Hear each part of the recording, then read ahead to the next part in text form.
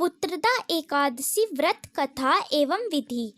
पुत्रदा एकादशी का व्रत वर्ष में 2 बार पौष व श्रावण में आता है। पौष माह की शुक्ल पक्ष की एकादशी को पौष पुत्रदा एकादशी के नाम से एवं श्रावण माह की शुक्ल पक्ष एकादशी को श्रावण पुत्रदा एकादशी के नाम से जाना जाता है। पद्म पुराण के अनुसार सांसारिक सुखों की प्राप्ति और पुत्र इच्छुक भक्तों के लिए पुत्रदा एकादशी व्रत को फलदायक माना जाता है। संतानहीन या पुत्रहीन जातकों के लिए इस व्रत को बेहद अहम माना जाता है।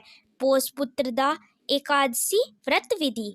पुत्रदा एकादशी व्रत रखने वाले व्यक्तियों को दशमी के दिन लहसुन प्याज आदि नहीं खाना चाहिए। साथ ही दशमी के दिन किसी प्रकार का भोग विलास नहीं करना चाहिए। पुत्रदा एकादशी के दिन सुबह स्नान आदि से शुद्ध होकर उपवास करना चाहिए। भगवान विष्णु और विशेषकर विष्णु जी के बाल गोपाल रूप की पूजा करनी चाहिए। द्वादशी को भगवान विष्णु को अर्घ्य देकर पूजा संपन्न करनी चाहिए।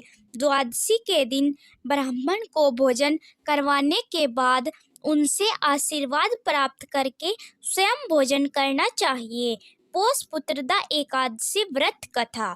प्राचीन समय में भद्रावती नगरी में सुकेतुमान नाम का एक राजा राज्य करता था। उसका कोई संतान नहीं थी। उसकी पत्नी का नाम शैव्या था। उस पुत्रहीन राजा के मन में इस बात की बड़ी चिंता थी कि उसके बाद उसे और उसके पूर्वजों को कौन पिंडदान देगा। उसके पितर भी व्यथित हो भी पिंड लेते थे कि सुकेतुमान के बाद हमें कौन पिंड देगा। इधर राजा भी बंधु बांधवों सहित राज्य, हाथी, घोड़ा आदि से संतुष्ट नहीं था। उसका एकमात्र कारण पुत्रहीन होना था। बिना पुत्र के पितरों और देवताओं के उत्तरण नहीं हो सकते। इस तरह राजा रात दिन इसकी चिंता में घुला रहता था।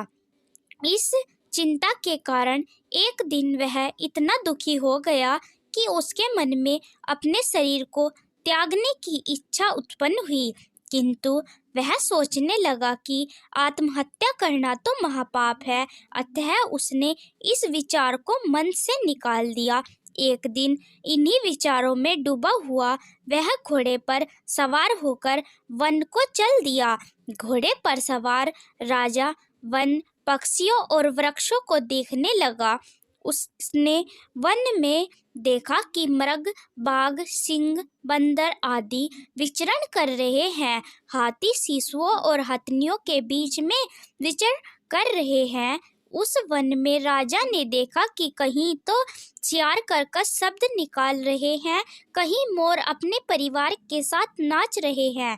वन के दृश्यों को देखकर राजा और ज्यादा दुखी हो गया। उसके पुत्र क्यों नहीं है, इसी सोच विचार में दोपहर हो गई। वह सोचने लगा कि मैंने अनेक यज्ञ किए हैं और ब्राह्मणों को स्वादिष्ट भोजन कराया है, किंतु फिर भी मुझे यह दुख क्यों मिल रहा है। आखिर इसका क्या कारण है। अपनी व्यथा किससे कहूँ। कौन मेरी व्यथा का समाधान कर सकता है। अपने विचारों में खोए राजा को प्यास लगी। वह पानी की तलाश में आगे बढ़ा। कुछ दूर जाने पर उसे एक सरोवर मिला। उस सरोवर में कमल पुष्प खिले हुए थे। सारस, हंस, घड़ियाल आदि जल क्रीड़ा में मगन थे। सरोवर के चारों तरफ ऋषियों के आश्रम बने हुए थे। अचानक राजा के दाहिने अंग फड़कने लगे। राजा इसे शुभ शकुन समझकर मन में प्रसन्न होता हुआ घोड़े से नीचे उतरा और सरोवर के किनारे बैठे हुए ऋषियों को प्रणाम करके उनके सामने बैठ गया। ऋषिवर बोले, हे राजन, मैं तुमसे अति प्रसन्न हूँ।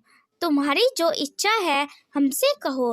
राजा ने प्रश्न किया, हे विप्रो, आप कौन हैं और किस लिए यहाँ यह कर रहे हैं। ऋषि बोले, राजन, आज पुत्र की इच्छा करने वालों को श्रेष्ठ पुत्र प्रदान करने वाली पुत्रदा एकादशी है।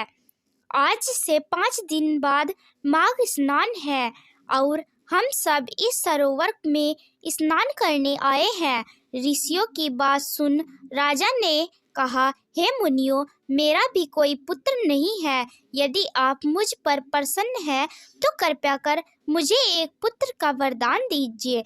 ऋषि बोले, हे राजन, आज पुत्रदा एकादशी है, आप इसका उपवास करें। भगवान श्री हरि की अनुकंपा से आपके घर अवश्य ही पुत्र होगा। राजा ने मुनि के वचनों के अनुसार उस दिन उपवास किया और द्वादशी को व्रत का पारण किया और ऋषियों को प्रणाम करके वापस अपनी नगरी आ गया।